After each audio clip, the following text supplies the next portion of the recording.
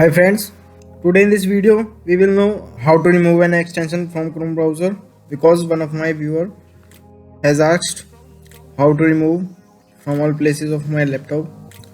So I thought let's make a video to help others who don't know how to remove an extension from Chrome browser.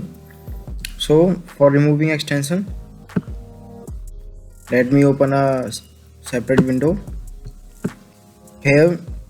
So for removing extension, here in the right side of your search bar you can see there is a sign of extensions.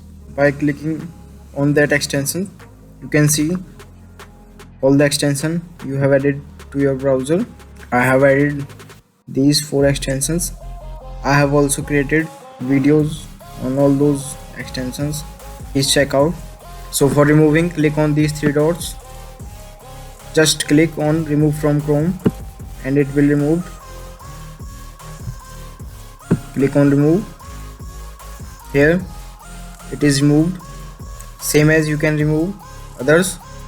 Thank you guys. If this video is helpful for you, then please do like, share and subscribe our YouTube channel.